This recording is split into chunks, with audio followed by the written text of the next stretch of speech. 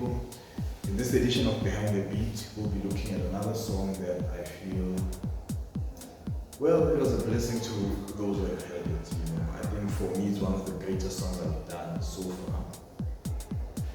Maybe too soon to speak, but I think it's one of the greatest songs I've done so far. It's a song that a lot of people love, and I feel it has universal appeal. And that song is Waking Me Softly. So, doing Waking Me Softly is actually an interesting song in terms of the production process, because it's one of those songs that from the production or from the creation to the release, we're looking at almost 2 years for one. Two, it came out, it was not what it was, what I intended it to be. So with Waking Me Softly, it was released December 2021, right? I had done the beat in, I think it was January 2020. It was early 2020, I remember. And at the time, it was meant to be an instrumental. So I created the beat and I just, put it aside and left it and continued working on other tracks, which I think is a bad habit that I have. I need to change it. But I had done the beat, I parked it, and I continued working on other music. So this one time I'm looking for, I can't remember what song, but it's not released yet. I did another song, and I was looking for, this is like several months later, I'm looking for vocal samples, right? And while I'm looking for vocal samples, I come across this acapella. This acapella by Snowflake, it's Waking Me Softly. And I'm listening to it and I'm like, okay, this is nice.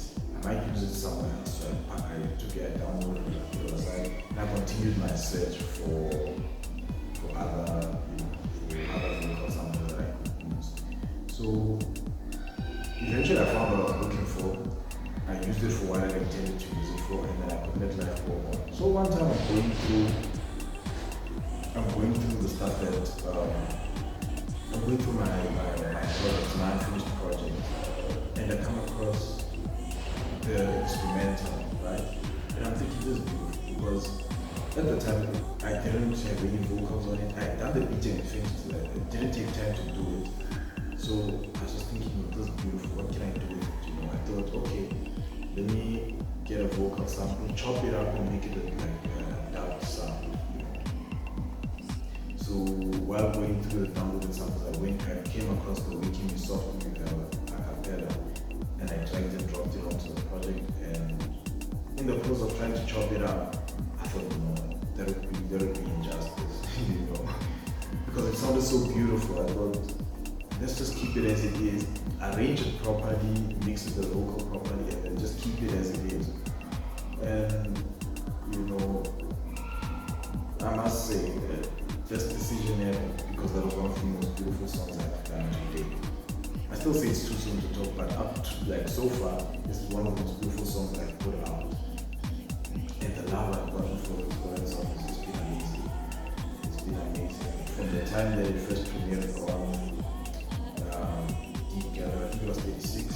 I think it was 36 by Tronics. Shout out to Tronics. Another shout out to Kondi and White Generation, because these are the first 3 people, and Manda, my good brother Manda. These are the 4 people who heard the song before the world did. And Tronics was the first to play it, and that's when the love for the song,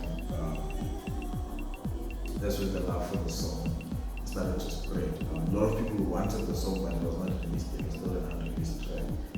So yeah, that's when the hype was. I think I held on to it too long before releasing it, but that's something else. So one of the reasons why actually I held on to it for so long was, apart from the talks apart from the discussion with Justin, but that came later. One of the reasons was, at the time I was still making music, I was still creating other music, but I couldn't find a project where I could fit that track in, and I couldn't find a project that complements that song at the time. So I kept making music, but none of the stuff I made at the time would complement that song. I don't know if it means. Like the project itself, that song being a part of the project, it would just, I felt it wouldn't wouldn't fit in the practical stuff I was making at the time. And then several months down the line, we into 2021. I get into talks with Nick Merrick of Justin. Massive shout outs for showing some love. And we discussing putting out some music. And I think I sent him 3 tracks. I sent him 3 tracks, but I wanted him to release Waking Me Softly. So the stuff that I had sent, they were not at the same level as Waking Me Softly, deliberately, because I wanted him to put out Waking Me Softly, and also because looking at the artists that he works with, you could get dope remixes from off the top. That's what my intention was. And as fate would have, he did choose Waking Me Softly. We got dope remixes from Nuno Esteves and Don Miller. A massive shout outs to the Jazz for doing justice on that project. And the project was just amazing. I was very happy. I was thrilled to have it, to have my music put out through a label that's actually doing really well in terms of the underground space and house music. So yeah, that for me was something awesome. Most especially for the fact that I was being recognized and shown some love for my work. With any artist, I think the appreciation is always heartwarming. It's always heartwarming. So yeah, that's Waking Me Soft. I think at the time, another thing that made me fall in love with how Waking Me Softly sounded. What many people, in fact, only 2 people in the world know this.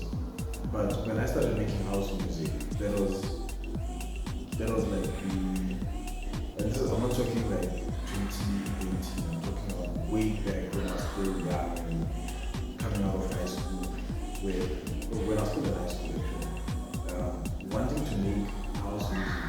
A lot of the stuff I was inspired by was more soulful sounds, When I did Waking Me Softly, it took me back to that place, where I felt inspired, where I felt like, when you're young, you just feel like the world is at your feet.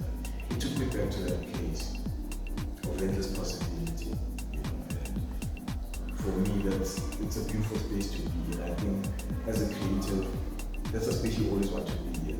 I think that's when you put out your best work. I think that's when you're at your best. Your mind is sharper, you're happier, and you're more productive. So that's what Waking Me Softly did for me. It took me to that space. And yeah, it's one of the songs that for me, out of my own production catalog, I feel is the most amazing. It's the most amazing.